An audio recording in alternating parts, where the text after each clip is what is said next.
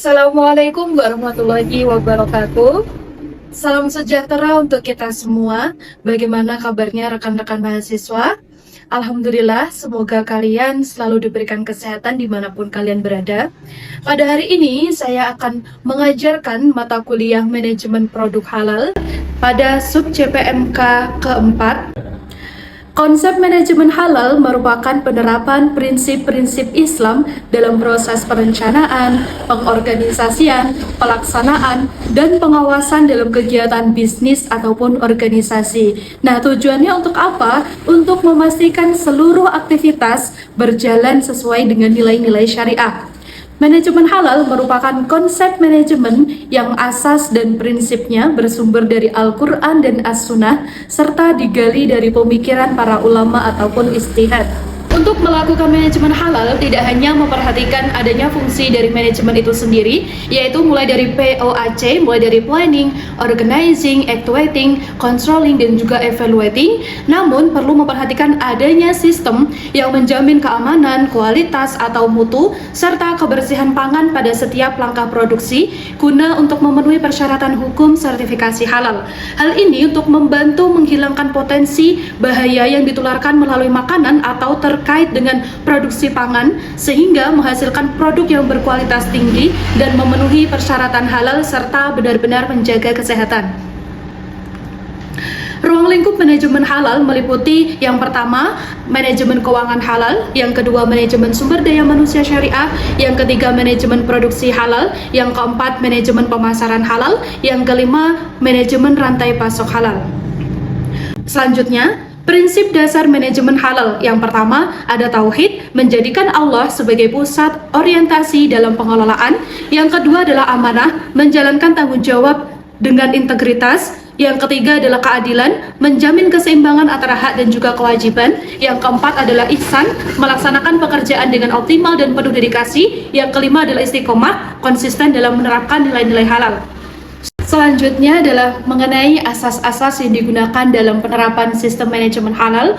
Yang pertama adalah memberikan perlindungan konsumen muslim sebagaimana tertera dalam surat Al-Baqarah ayat 279 ataupun dalam surat Abasa ayat 24. Yang kedua adalah memberikan rasa keadilan sesuai proporsional bagi konsumen. Yang ketiga adalah memberikan kepastian kehalalan suatu produk pada konsumen. Yang keempat adalah memberikan efektivitas dan juga efisiensi pada konsumen untuk mudah dijangkau dari aspek biaya maupun yang lain. Yang kelima adalah memberikan akuntabilitas dan transparansi pada konsumen. Yang keenam adalah profesionalitas. Yang ketujuh adalah berkesinambungan. Ini dilakukan untuk menjamin kehalalan produk baik barang ataupun jasa yang dihasilkan. Kerangka kerja manajemen halal itu merupakan sistem yang digunakan untuk memastikan seluruh proses bisnis berjalan sesuai dengan ketentuan halal. Ini adalah penjelasan dari tabel. Nah, sistem ini dimulai dari pendahuluan yang mencakup ruang lingkup, kemudian acuan normatif, istilah, definisi sebagai dasar penerapan. Selanjutnya dalam pelaksanaannya terdapat beberapa asas sistem jaminan produk halal atau SJPH, yaitu perlindungan, kemudian keadilan, kepastian hukum, akuntabilitas, dan transparansi. Terus kemudian ada efektivitas dan juga efisiensi, profesionalitas, serta nilai-nilai tambah dan daya saing. Asas-asas tersebut itu digunakan menjadi pedoman dalam menjalankan sistem halal secara konsisten. Kemudian penerapan SJPH ini juga mensyaratkan adanya komitmen dan tanggung jawab manajemen, pengelolaan bahan, pengawasan proses produksi halal, kemudian pengendalian produk serta pemantauan dan evaluasi secara berkala. Nah, proses yang terakhir itu meliputi pemantauan dan juga evaluasi secara berkala. Seluruh rangkaian ini itu bertujuan untuk menghasilkan produk halal yang terjamin, memperoleh sertifikat halal, dan juga mencantumkan label halal sebagai bukti kepatuhan terhadap standar halal yang berlaku. Nah, intinya manajemen halal ini bukan hanya untuk memastikan kehalalan produk di akhir, tetapi juga mengelola seluruh proses produksi secara sistematis, terstruktur, dan berkelanjutan agar kehalalan produk tetap terjaga dari hulu hingga hilir. Next.